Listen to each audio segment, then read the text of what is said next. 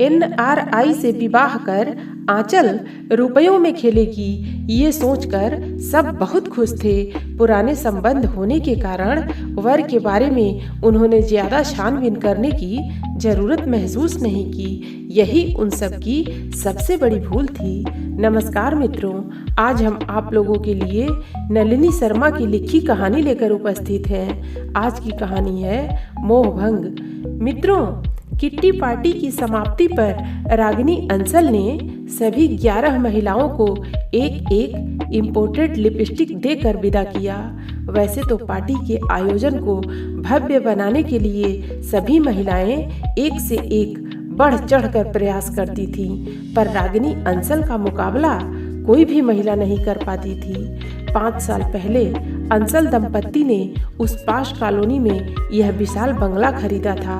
उनके आते ही कॉलोनी की महिलाएं उनको अपनी किट्टी पार्टी में शामिल करने पहुंच गई थीं। उस पहली मुलाकात में भी रागिनी ने विदा करते समय सबको एक एक आयातित सेंट की बोतल दी थी और साथ में यह भी कहा था, आप सब ने मुझे अपनी किट्टी पार्टी में शामिल कर जो एहसान किया है उसके बदले यह उपहार कुछ भी नहीं है। आयातित उपहार पाकर महिलाएं खुश होती थीं, पर प्रेमा भगत कुछ ज्यादा ही खुश होती थीं, जो रागिनी अंसल की अनुभवी आंखों से छिपा नहीं था। वह ताड़ गई थीं कि इस औरत में विदेशी सामान के प्रति मोह कुछ ज्यादा ही है। इस तरह रागिनी अंसल ने 5 साल की किट्टी पार्टी की हर सदस्य को 6 उपहार दे डाले थे। सेंट, म्यूजिकल गुड़िया, nail polish, night cream, lipstick तथा एक शो पीस जिसका अजीब सा जिगजैग आकार था। इस शो पीस को सबने बड़े गर्व से अपने ड्राइंग रूम में सजा लिया था। उपहार देते हुए अक्सर रागिनी अंसल कहती, क्या करूं, इतना सब कुछ है पर भोगने वाला कोई नहीं। बस एक भतीजा है, वह भी विवाह नहीं करता। कोई लड़की उसे पसंद ही नहीं आती। परिवार बढ़े तो कैसे बढ़े। जब से रागिनी ने अपने कुंवारे भतीजे के बारे में महिलाओं को बताया है, तब से प्रेमा भगत अपनी बेटी आंचल का उसके साथ विवाह करने का सपना देखने लगी, पर मन की बात नहीं कह पाती, क्योंकि करोड़ों में खेलने वाली रागिनी अंसल के सामने वह अपने आप को बौना समझती थी। यद्यपि रागिनी अंसल आंचल के रूप लावण्य पर मुग्ध थी, पर वह खुद आगे बढ़कर लड़की वालों से बात चलाना है समझती थी। इन सब से बेखबर आंचल अपनी ही दुनिया में व्यस्त थी। वह अपनी माँ के एकदम विपरीत थी। इंजीनियरिंग करके वह बंगलौर की एक प्रतिष्ठित कंपनी में कार्यरत थी। उसे विदेश व विदेशी वस्तुएं तनिक भी नहीं लुभाती थीं। सादा जीवन, उच्च विचार की सोच वाली आंचल के साथ की लड़कियों ने जहां बाल कटवाए हुए थे, वहीं वह अपने लंबे काले घने केसों को एक चोटी में बांधे रखती थी। प्रेमा भगत बेटी के इस तरह से रहने पर अक्सर खींच उठती। पता नहीं यह लड़की किस पर गई है, तनिक भी कपड़े पहनने का ढंग नहीं है। इसके साथ की सब लड़कियां इंजीनियर बनकर अपने सहयोगियों के साथ प्रेम विवाह कर विदेश चली गईं, पर यह अभी तक यहीं बैठी हुई है। आंचल माँ की बातें सुनकर हंस देती। उस पर माँ की बड़बड़ का तनिक भी असर नहीं होता। इस बार की किट्टी पार्टी से लौटकर प्रेमा भगत ने ठान ली थी कि वह आज आंचल से बात करके ही रहेंगी। जैसे ही बेटी घर आई, उसने रागिनी अंसल से मिली लिपस्टिक को दिखाते हुए पूछा, आंचल, इसका शेड कैसा है? आयातित है, रागिनी अंसल ने दी है। आंचल ने लिपस्टिक बिना हाथ में लिए दूर से देखकर कहा, अच्छा शेड है माँ, आप पर खूब फबेगा। मैं अपनी नहीं, तेरी बात कर रही हूँ। मैं तो लिपस्टिक नहीं लगाती। क्यों नहीं लगाती? कब तक ऐसे चलेगा? दूसरी लड़कियों की तरह तू क्यों नहीं ओढ़ती पहनती और अपनी मार्केट वैल्यू बढ़ाती? Market value? माँ, मैं क्या कोई बेचने की वस्तु हूँ? नाराज हो गई आंचल। माँ बेटी की बातचीत को ध्यान से सुन रहे पिता स्थिति बिगड़ती देख पत्नी को छिड़कने वाले अंदाज में बोले, पढ़ी लिखी बेटी से कैसे बात करनी है, इसकी तुम्हें जरा भी तमीज नहीं। और फिर बेटी को दुलार कर दूसरे कमरे में ले गए। पिता ने रात के एकांत में प्रेमा से पूछा, क्यों, आंचल के लिए कोई लड़का ढूंढ रखा है क्या? ढूंढना क्या है, समझ लीजिए कि अपनी पकड़ के अंदर है, केवल आंचल को उसके अनुसार ढालना बाकी है। फिर अपने पति को रागिनी अंचल के अमेरिका प्रवासी भतीजे तथा उनके विशालकाय बंगले के बारे में बताकर बोली, रागिनी के न कोई आगे है न कोई पीछे, सब कुछ अपनी आंचल का होगा। ऐश करेगी वह अमेरिका में जाकर। भारतीय संस्कृति के परिवेश में डूबे बाप बेटी को विदेश में बसने के नाम से बड़ी कोफ्त होती थी। वैसे भी वह अपनी इकलौती बेटी को इतनी दूर भेजने के पक्ष में नहीं थे। बोले, कोई यहीं का लड़का ढूंढना चाहिए ताकि आंचल हमारी आंखों से ओझल न हो। 2 माह बाद रागिनी अंचल के यहाँ तीसरा चेहरा देखकर कॉलोनी के लोग चौंक उठे। एक नौजवान चोटियां बांधे अंचल दंपत्ति के साथ कार में अक्सर दिखाई देता। पता लगा कि वही उनका भतीजा देव अंचल है। प्रेमा भगत उसे देखकर कुछ निराश हुई। बेटी आंचल को दिखाया तो वह बोली, इस अजीबोगरीब चुटियाधारी जानवर को मुझसे दूर ही रखो माँ, अन्यथा मैं इसे स्वयं खदेड़ दूंगी। माँ ने समझाया, बेटी आदमी का रूप नहीं धन देखा जाता है। आंचल ने मुंह बिचकाया, पैसा तो मेरे पास भी बहुत है, पर आकर्षक व्यक्तित्व पसंद है। माँ बेटी को समझाने में लगी ही थी कि रागिनी अंचल का निमंत्रण आ गया। अपने भतीजे से परिचय कराने के लिए सभी सपरिवार अगले दिन शाम पार्टी में आमंत्रित थे। आंचल जाने को तैयार नहीं थी, पर माँ के रोने धोने के कारण तैयार हुई। पार्टी क्या थी? एक अच्छा खासा बड़ा आयोजन था जिसमें शहर के तमाम बड़े बड़े उद्योगपति, बड़े बड़े नेता, सरकारी अफसर सब परिवार आए थे। उनके साथ उनके परिवार की बेटियां भी आई थीं, जो एक से बढ़कर एक डिजाइन की पोशाक पहने अपने शरीर की नुमाइश लगाने में लगी हुई थीं। आंचल सबसे अलग कुर्सी पर बैठी हाथ में ठंडा पेय लेकर उन्हें देखने में लगी हुई थी। अचानक देव अंचल ने आंचल के पास आकर हाथ बढ़ाते हुए विनम्रता के साथ डांस के लिए आग्रह किया तो आंचल ने बेहद शालीनता से मना कर दिया। तभी प्रेमा भगत दनदनाती हुई आई और बोली, यह आंचल है मेरी बेटी, पसंद आई तुम्हें? उसके इस बेतुके सवाल पर देव चौंक पड़ा और आंचल नाराज होकर पिता के साथ घर चली आई। अगले दिन अंचल दंपत्ति के घर लड़कियों के माता पिता की ओर से देव के लिए विवाह प्रस्तावों की झड़ी लग गई। रागिनी अंचल के जोर देकर पूछने पर देव बोला, मुझे आंचल पसंद है। चौंक गई रागिनी, क्योंकि भगत दंपत्ति की ओर से कोई प्रस्ताव नहीं आया था। 1 सप्ताह के बाद रागिनी अंचल को भतीजे के लिए झुकना पड़ा।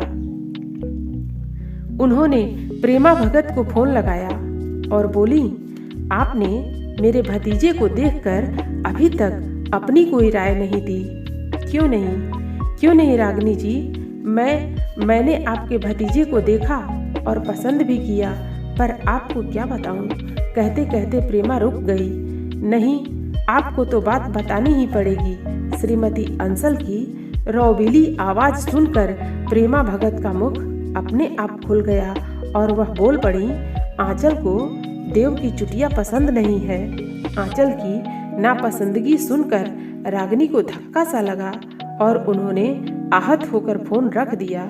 यह पता चलते ही देव अंचल ने आम भारतीय युवाओं की तरह तुरंत बाल कटवा लिए और पहुंच गया आंचल के ऑफिस। देव को इस नए रूप में सामने खड़ा देखकर आंचल चौंक उठी। देव बड़ी विनम्रता के साथ आंचल से बोला, मिस, क्या आज शाम ऑफिस के बाद आप मेरे साथ 1 कप चाय पीना पसंद करेंगी?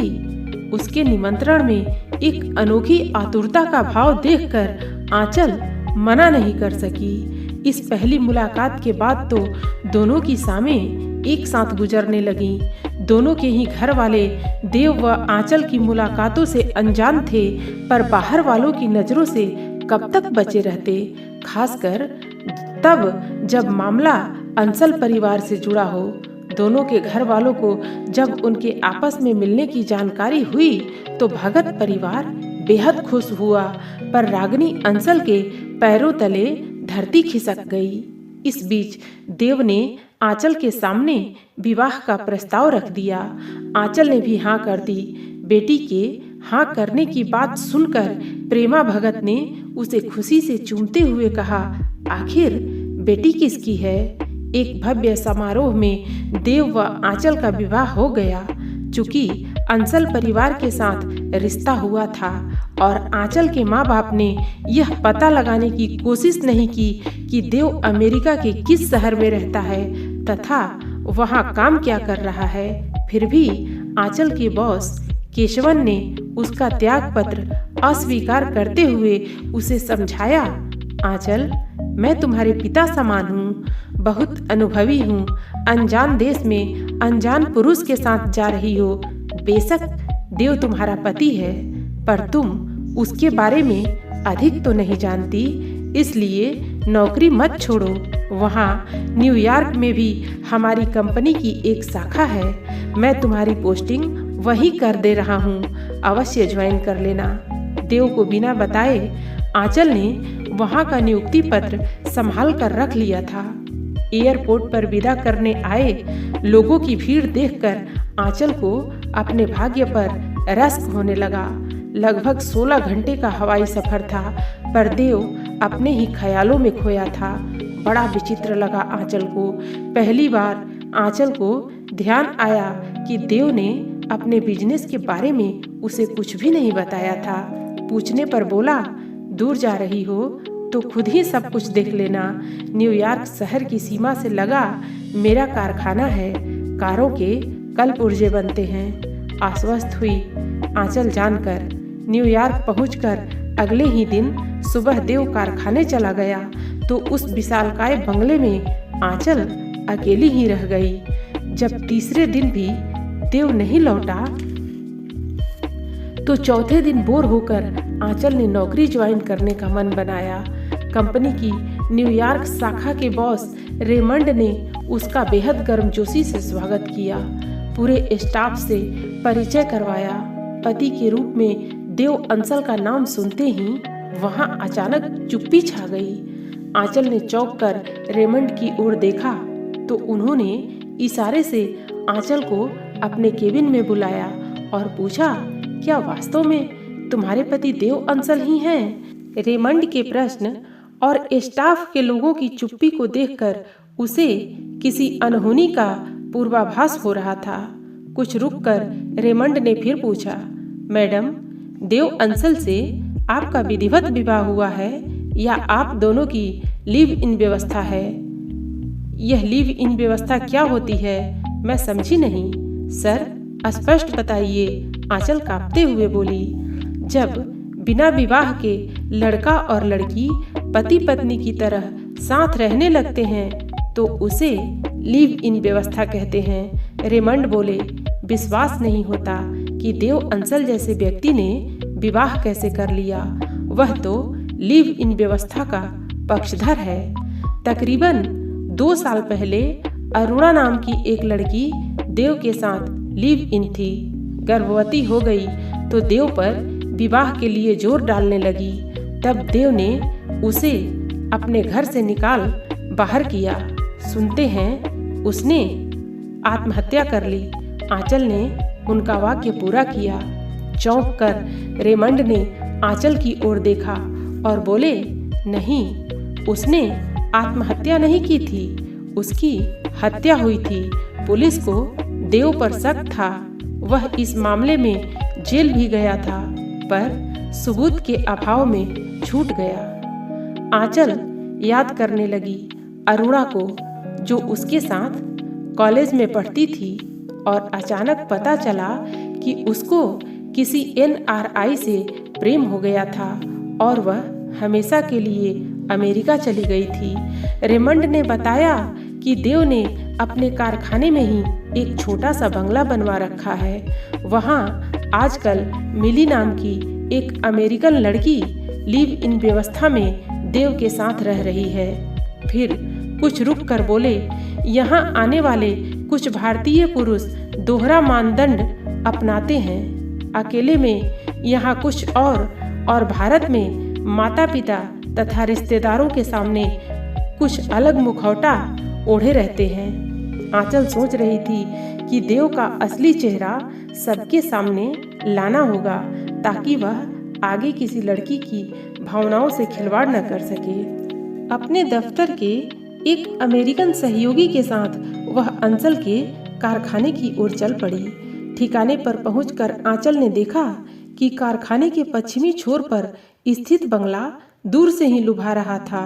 वह कारखाने के सामने वाले दरवाजे से न जाकर बंगले की दूसरी तरफ वाले दरवाजे से अंदर घुसी।